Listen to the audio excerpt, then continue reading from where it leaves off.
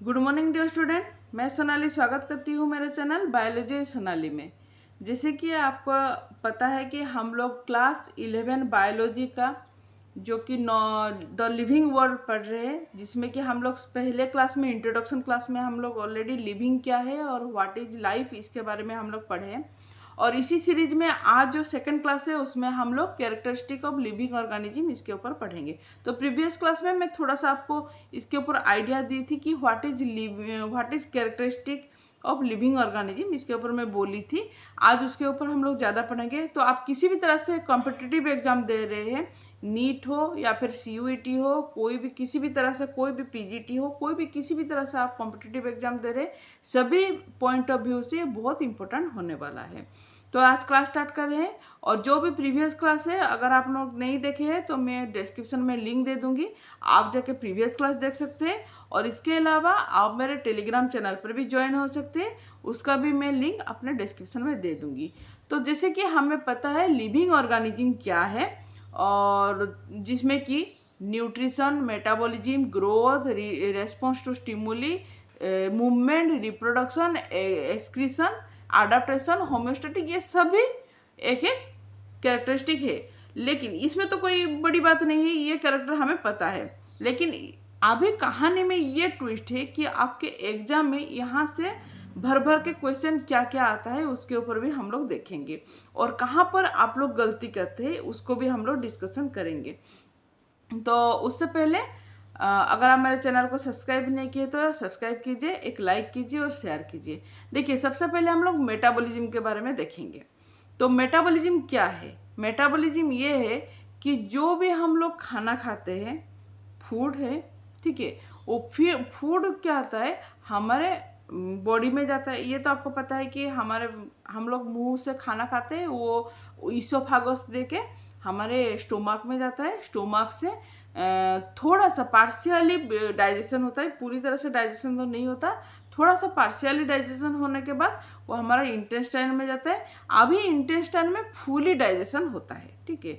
Fully digestion होने के बाद जो भी सिंप्लीफाइड खाना होता है, जो सिंप्लीफाइड फूड है, वो हमारे बॉडी में जो सेल है, सेल के पास चला जाता है। अभी देखिए, जो सिंप्लीफाई होता है उसको हम लोग काटाबोलिज्म बोलते हैं, ठीक है, काटाबोलिज्म बोलते हैं। तो काटाबोलिज्म के थ्रू जो खाना सिंप्लीफाई होता है वो हमारे सेल के अंदर जाता है। अब इस सेल में क्या करेगा वो, इससे क्या होगा, फिर से फर्दर वहाँ पर सेलुलर बिल्डिंग ब्लॉक बनाएगा, एनाबॉलिक पाथवे बन के माक्रोमोलिक्यूल्स में कन्वर्ट हो जाता है, ठीक है। माक्रो डिफरेंट टाइप ऑफ माक्रोमोलिक्यूल्स है, उसमें कन्वर्ट हो जाता है। लेकिन यहाँ पर सोचने वाली बात है कि वहाँ से क्या होता है, कुछ हीट जनरेट होता है, कुछ हीट जनरेट होता है। और ये कौन सा फॉर्म में जनरेट होता है? ये एनर्जी फॉर्म में जनरेट होता है, जो कि हमारे ATP में स्टोर होकर रहता है।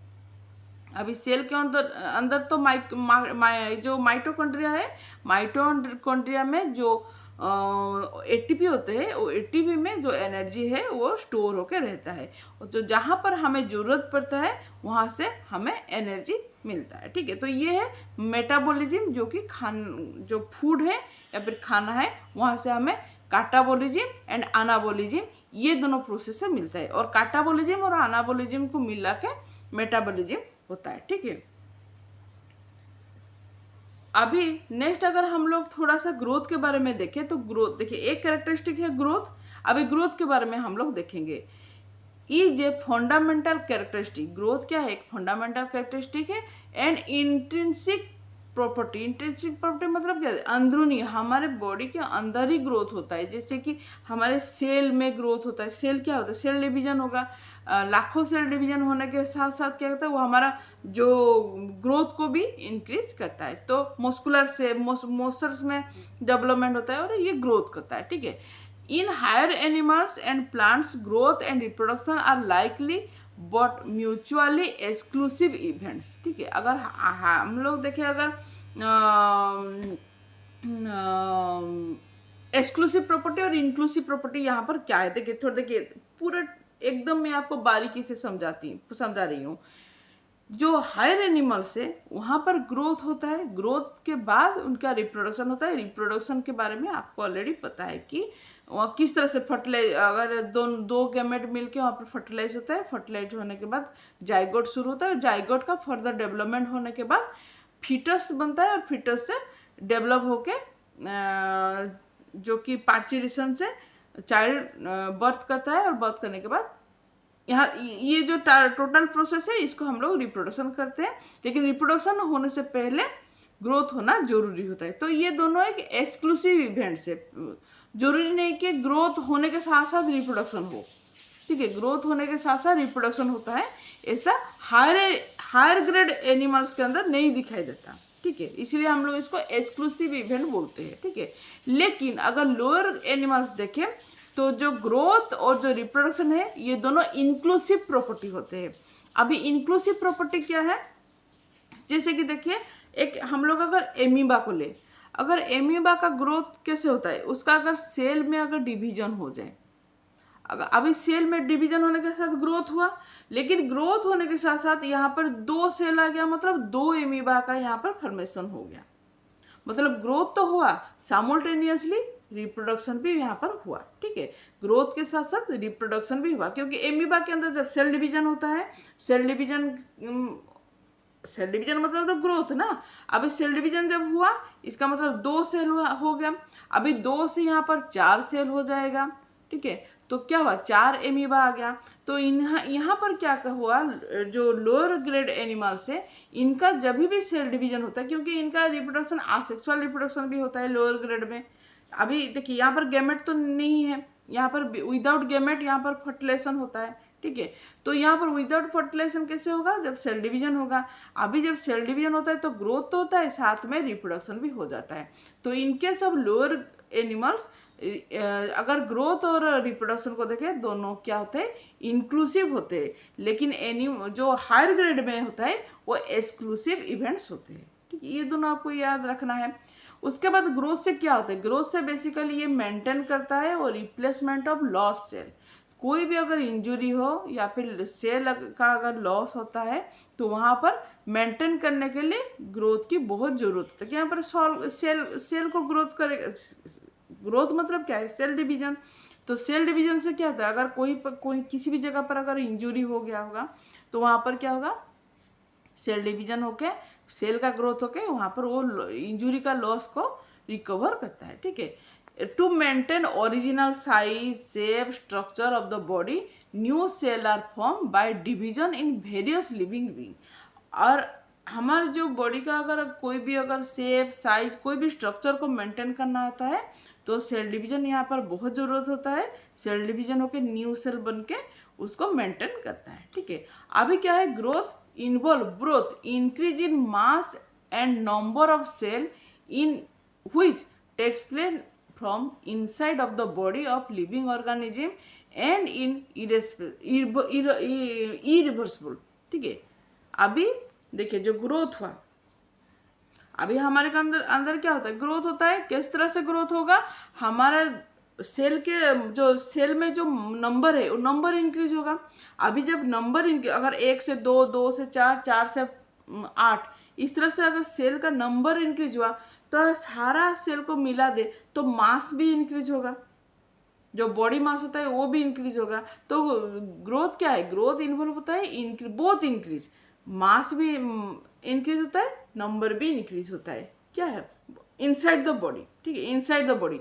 अभी देखिए इरिवर्सिबल मतलब क्या है, एक बार हमारा ग्रोथ हो गया, अभी क्या वहाँ से घटा के हमारा साइज छोटा हो जाएगा क्या।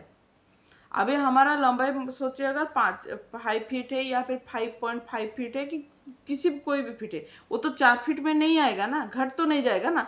इसका मतलब ये 1 वे डायरेक्शन, ग्रोथ मतलब ये इंक्रीज होगा, डिक्रीज नहीं होता है, इसको याद रखिए। इंक्रीज तो होता है लेकिन डिक्रीज नहीं होता है। तो ग्रोथ क्या है, इरिवर्सिबल, रिवर्सिबल नहीं है, यहाँ पर इरिवर्सिबल है, मतलब ग्रोथ में इंक्रीज तो होता है, डिक्रीज तो नहीं होता है। तो ये हो गया ग्रोथ का कुछ प्रॉपर्टीज में आपको बोली है, ठीक है। अभी ये माउंटेन को आप देखिए, ये माउंटेन का फोटो में क्यों लगाई हूँ, ये तो नॉन लिविंग है, माउंटेन तो लिविंग नहीं है ना, ये नॉन लिविंग है। लेकिन यहाँ पर जब ग्रोथ की बात आ रहा है तो हमें नॉन लिविंग थिंग व नॉन लिविंग ऑब्जेक्ट के बारे में भी सोचना है। यहाँ पर देखिए माउंटेन में क्या है, इसका भी तो ग्रोथ हो रहा है ना, स्नो माउंटेन में तो ग्रोथ होता है ना। क्योंकि देखिए अभी माउंटेन जो भी है, यहाँ पर सोचिए ये एक माउंटेन है, ठीक है, ये इसका साइज इतना है, लेकिन इसके ऊपर यहाँ पर क्या हुआ, स्नो, सारा स्नो यहाँ पर क्या हुआ, स्नो का डिपॉजिट होना शुरू हो गया। अभी स्नो का जब डिपॉजिट हुआ तो माउंटेन में भी तो ग्रोथ आया ना। तो हम लोग तो पहले ये पता चला कि हमें तो ये पता चला था कि लिविंग ऑर्गेनिज्म के अंदर ग्रोथ होता है, लेकिन हमें यहाँ पर ये फोटो से तो ये भी पता चल गया कि नॉन लिविंग ऑब्जेक्ट के अंदर भी तो ग्रोथ आ रहा है ना। किस तरह से ग्रोथ आता है, जब माउंटेन के ऊपर अगर स्नो डिपॉजिट होगा, ठीक है, तो ऊपर क्या होगा, वहां पर भी तो इंक्रीज होगा ना, साइज तो इंक्रीज होगा। तो फिर हम ये भी तो बोल सकते हैं कि माउंटेन भी एक लिविंग ऑर्गेनिज्म है, लेकिन ऐसा नहीं होता है, ठीक है। देखिए ये लाइन देखिए, the non living object can also be seen growing like snow mountain grown by addition of snow on them, crystal increase in size by addition of molecule.